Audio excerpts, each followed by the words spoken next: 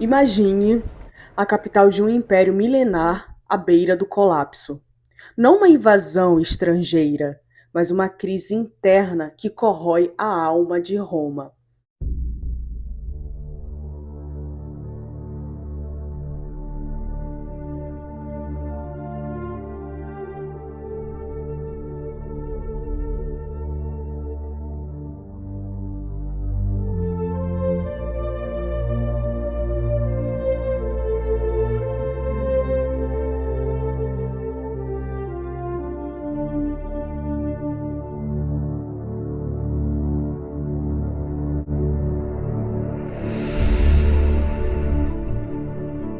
Hoje você vai ouvir a carta original por Cícero, o maior orador romano, quando percebeu em desespero que Roma havia caído, antes mesmo da primeira espada ser desembainhada.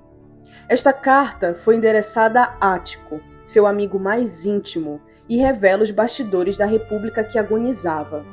Fique comigo para sentir cada palavra, cada emoção e entender como o poder pode destruir o império por dentro. É o inverno de 49 a.C. Um silêncio tenso paira sobre Roma. As instituições que antes sólidas, agora tremem. O Senado, antes símbolo da ordem, estava dividido, corroído pela ambição e desconfiança. A política era um campo minado, e figuras como Júlio César e Pompeu ganhavam força militar que ameaçava o equilíbrio político.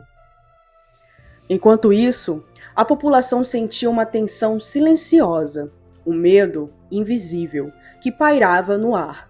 Ruas vazias à noite, olhares desconfiados, rumores de traições que corriam pelas tavernas e praças.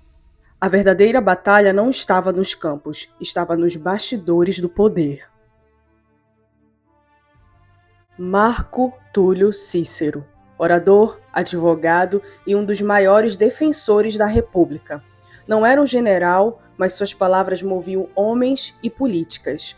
Em 49 a.C., ele se via encurralado, isolado por posições que poucos ousavam a manter, ameaçado por quem tinha as forças nas mãos.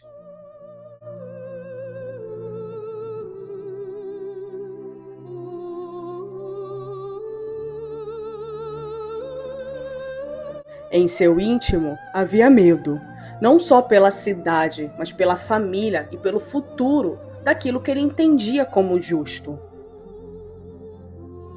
A quem Cícero escreve? Tito Popônio Ático, seu confidente amigo leal e discreto. Ático não era político em campo, era porto seguro. Era a presença que permitia a Cícero descer da tribuna e mostrar a face humana. Dúvidas, medos e desespero. É por isso que esta carta tem tanto peso. Não é um manifesto público, mas uma conversa entre amigos que registra a fragilidade de uma república. Em março de 49 a.C., o silêncio pairava sobre Roma. Nenhum exército marchava ainda, mas a tensão era palpável. Pompeu cruzava o mar com seus seguidores, abandonando a cidade. César, com suas legiões, se aproximava. Era uma calma tensa, como um instante antes da tempestade. Traições se desenhavam nas sombras, e o destino da República era decidido em pactos secretos.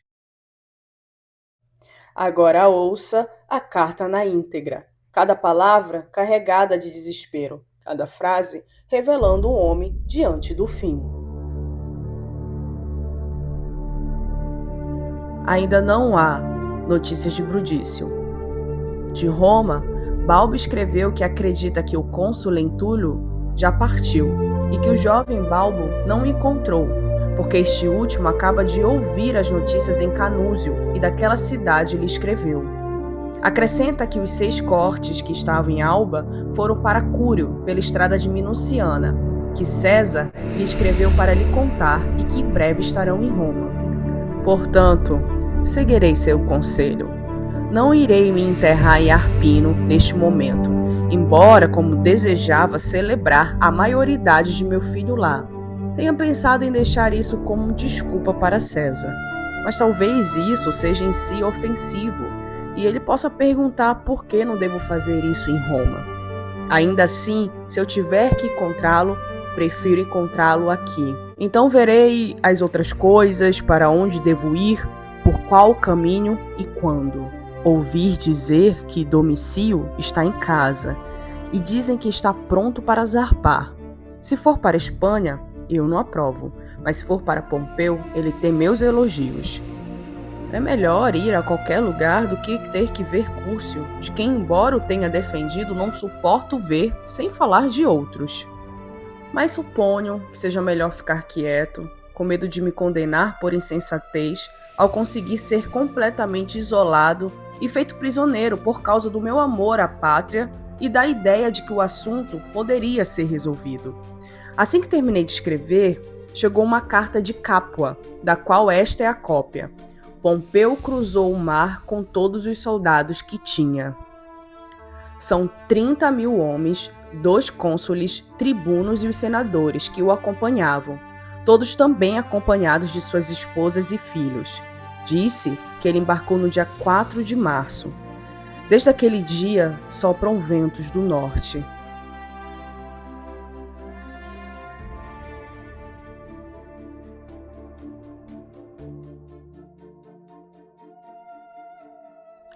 Sobre este assunto, Lúcio Metelo, o tribuno da plebe, recebeu uma carta em Capua, de Clódia, sua sogra, que atravessou o mar. Eu estava ansioso e distraído antes, naturalmente dadas as circunstâncias, quando não conseguia encontrar solução para os problemas. Mas agora que Pompeu e os cônsules deixaram a Itália, não estou apenas distraído, mas ardo de indignação. Não acalme mais meu coração, mas sim enlouqueça de dor. Acredite, eu digo que não sou mais responsável, tamanha vergonha em que pareço ter incorrido.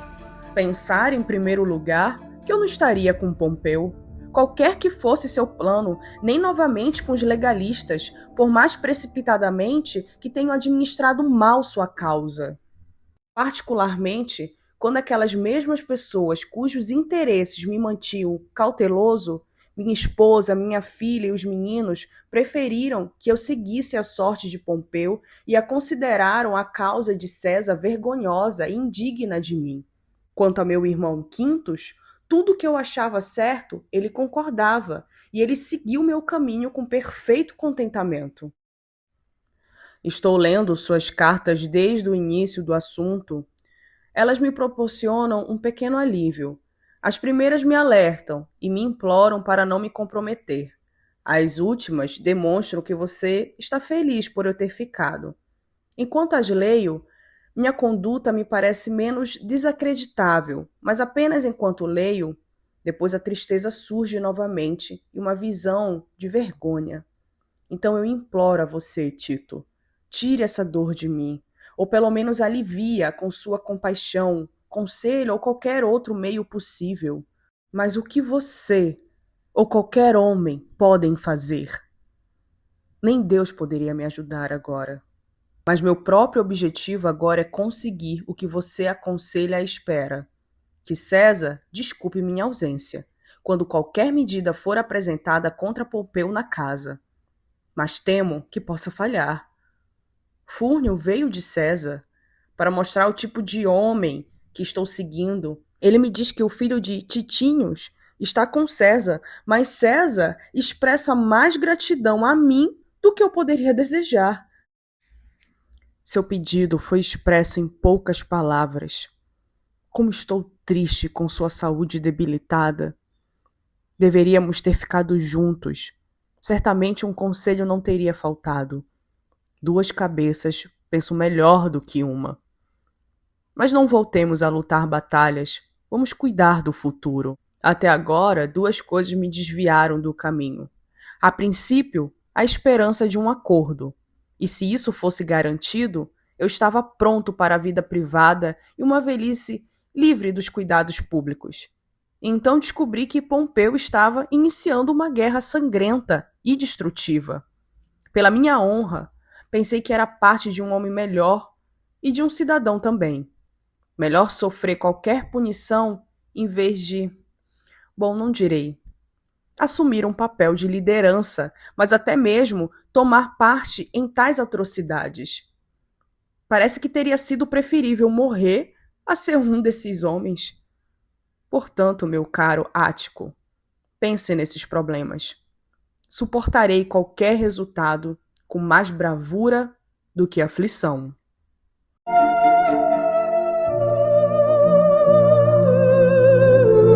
Cada frase desta carta revela o desespero e a lucidez de Cícero. Quando ele fala sobre a fuga de Pompeu, não é só uma estratégia militar, é o abandono da esperança, a vergonha pessoal por ter permanecido, a perda da razão, o sentimento de desonra por não estar ao lado dos aliados, o conflito entre dever e família, tudo está exposto sem filtros. Quando ele diz preferir morrer a estar com aqueles homens, não é uma retórica vazia. É uma condenação moral de quem via a Itália ser sacrificada por ambição. A carta de Cícero não é apenas um desabafo, é um presságio sombrio. Pouco depois da escrita, as previsões que ele fez começaram a se concretizar. A guerra civil entre César e Pompeu eclodiu com força devastadora, e a república que ele tanto lutou para preservar desmoronou. Cícero viu seu mundo desabar diante dos próprios olhos. Aliados se tornaram inimigos. O Senado perdeu a autoridade e a violência política tomou conta. A própria vida de Cícero ficou em risco e seu silêncio forçado prenunciava o fim das vozes dissidentes. Seus tremores não eram exageros. Era a expressão de um homem que compreendia a complexidade e a fragilidade do momento histórico. Mais de 2000 anos depois, a Carta a Ático permanece viva, ecoando nas páginas da história como um testemunho singular do colapso da República Romana. Historiadores, filósofos e leitores encontram nessa carta uma fonte rica para compreender a complexidade do poder, os dilemas éticos e a fragilidade das instituições. No canal Depara, essa carta reafirma o poder das palavras originais que nos conectam diretamente com a história. Uma história escrita por quem viveu, sentiu e lutou. E assim, voltamos à última frase da carta que ecoa como um lamento e um alerta. Juro, por minha honra, que achei que seria melhor morrer do que estar com aqueles homens. Essa frase revela a dor de um homem que viu a sua cidade e seus ideais desmoronarem, antes mesmo da primeira espada ser desembainhada. Com esse sentimento, encerramos a nossa primeira temporada. Cartas que mudaram o mundo. Mas a história continua, e no próximo capítulo vamos explorar paixões e conflitos, a intensidade do amor e do poder.